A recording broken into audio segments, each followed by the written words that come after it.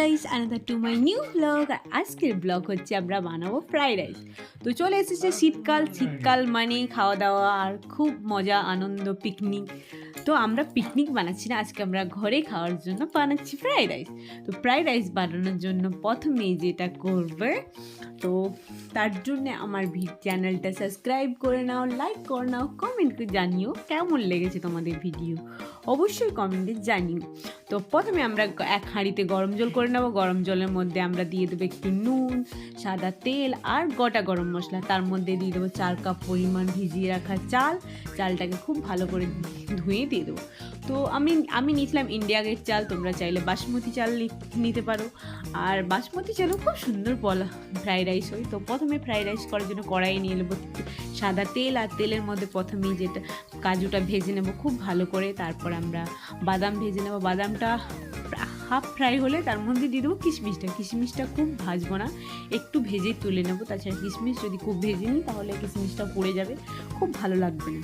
তার মধ্যে আমরা ক্যাপসিকামটা ভেজে নেবো। ক্যাপসিকামের মধ্যে একটুখানি নুন দেবো, তাহলে তাড়াতাড়ি সেদ্ধ হয়ে যাবে। আর তারপরে দিয়ে দেবো গাজরটা ভেজে নিয়ে পর গাজরের মধ্যে দিয়ে দেবো বিনস। তো আমরা 5 মিনিট ভালোভাবে কম আঁচে লো ফ্লেমে ভাজতে হবে, একটু ঢাকা দিয়ে ভাজলে তাড়াতাড়ি সেদ্ধ হয়ে যাবে। তো ভাজা তুলে নেওয়ার পর আমরা ভাতটা আমাদেরকে 70% কুক করতে হবে, তাহলে আমাদের ভাতটা গলবে না। যদি আমরা পুরো সেদ্ধ করে দিই, মানে 100% সেদ্ধ করলে ভাতটা গলে যাবে। তো একটু যদি গোটা থাকে, ঝরা ভাত হবে, খুব সুন্দর ফ্রাইড রাইস হবে। তো প্রথমে আমরা নিয়ে নেবো একটা হাঁড়ির মধ্যে আমরা ফ্রাইড রাইসটাকে ভালো করে সাজাবো। তো প্রথমেই যেটা লাগবে, প্রথমেই দিয়ে দেবো যেটা আমরা 70% কুক করে রেখেছি সেই ভাতটা দিয়ে দেবো। তার মধ্যে দিয়ে দেবো কাজু কিশমিশ, তারপরে দিয়ে দেবো ক্যাপসিকাম, গাজর, বিন, সব যে কোনো সবজি আমরা ভেজে রেখেছি। তারপরে আমরা আবার আরেকবার চিনি দেব।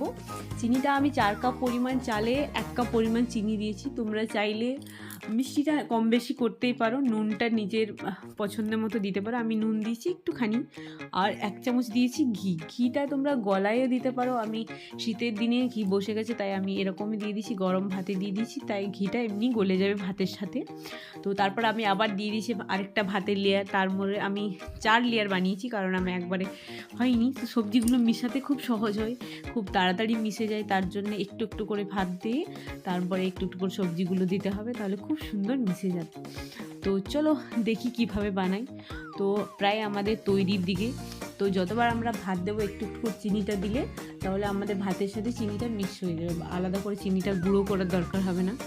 তো প্রায় তৈরি আমাদের ফ্রাইড রাইস। তার মধ্যে দিয়ে দেবো একটুখানি গোলমরিচ পাউডার, আর তোমরা চাইলে গোটা গোলমরিচকে গুঁড়ো করেও দিতে পারো, আমি পকেটে দিয়েছি।